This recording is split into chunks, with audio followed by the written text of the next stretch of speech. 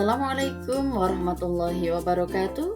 Perkenalkan, nama saya Khalifah, berasal dari SMP NU 1 Watu Malang, calon guru penggerak angkatan 9. Perkenankan, saya menyimpulkan dan merefleksikan diri saya tentang pemikiran Ki Hajar Dewantara, koneksi antar materi modul 1.1. Seperti yang sudah kita ketahui bersama, Ki Hajar Dewantara menjelaskan bahwa tujuan pendidikan yaitu menuntun segala kodrat yang ada pada anak-anak agar mereka dapat mencapai keselamatan dan kebahagiaan yang setinggi-tingginya, baik sebagai manusia maupun sebagai anggota masyarakat. Sebelum saya mempelajari pemikiran Ki Hajar Dewantara, ternyata pemikiran saya tentang pembelajaran dan murid selama ini masih keliru. Saya fokus menyelesaikan materi yang ada di buku, mengabaikan tujuan belajar, mengejar nilai, kurang evaluasi. Selalu mengandalkan buku, metode tidak variatif. Semua murid saya pandang sama, mengabaikan potensi masing-masing murid, selalu berpusat pada guru. Setelah mempelajari filosofi pemikiran Ki Hajar Dewantara tentang modul 1.1, saya sadar bahwa apa yang saya lakukan selama ini terhadap pembelajaran dan murid belum tepat. Anak bukanlah kertas kosong.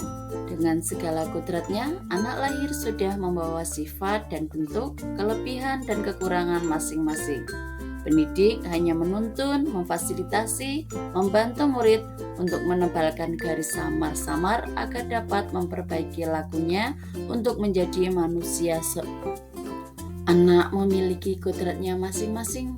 Dengan kodratnya yang dibawa dari alam, sifat dan bentuk yang berbeda-beda itu menjadi keunikan atau ciri khas dari setiap murid. Pendidik harus memahami, menghargai dari kodrat tersebut. Pendidik menuntun agar kodrat yang baik menjadi lebih baik dan kodrat yang belum baik bisa tersamar dan tertutup dengan kodrat yang baik. Murid adalah subjek dari pembelajaran.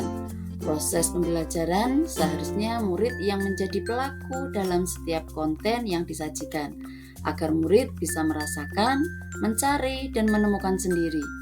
Pendidik hanya memfasilitasi konten yang akan dipelajari, sehingga pendidik menuntun sesuai kompetensi masing-masing murid berdasarkan kodrat alam dan kodrat zaman agar murid bisa selamat dan bahagia dalam hidupnya.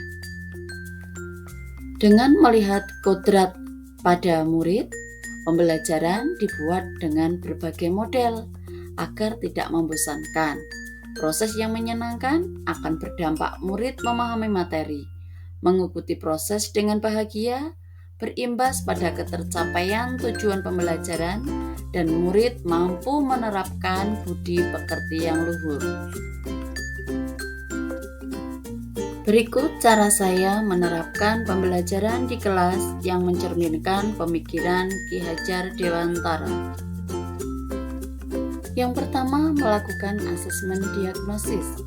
Asesmen diagnosis awal digunakan untuk mengetahui murid dalam persiapan proses belajar, seperti minat, karakter, latar belakang, dan kemampuan murid. Ini digunakan pendidik untuk melakukan pembelajaran yang berdiferensiasi.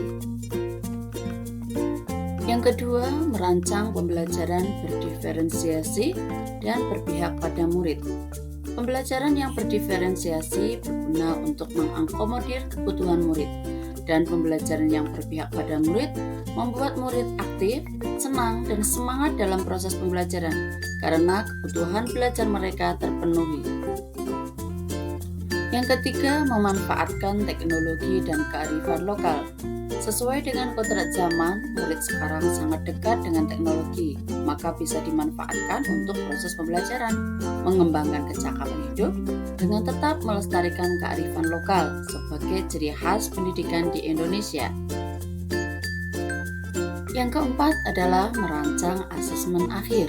Karena murid yang berbeda, maka asesmen akhir dirancang dengan menggunakan berbagai aspek, kognitif, afektif, dan psikomotorik sebagai bahan evaluasi tercapainya tujuan pembelajaran. Yang sangat harus diperhatikan sebagai seorang pendidik adalah penuntun. Guru sebagai orang yang digugu dan ditiru sudah sepantasnya memberikan contoh, pikiran, lisan, perbuatan yang mencerminkan sikap yang disampaikan oleh Ki Hajar Dewantara. Ing ngarsa sung tulodo, ing madya mangunkarsa, tuturi handayani. Demikian pemaparan saya dari pemikiran Ki Hajar Dewantara modul 1.1. Saya ucapkan banyak terima kasih. Wassalamualaikum warahmatullahi wabarakatuh.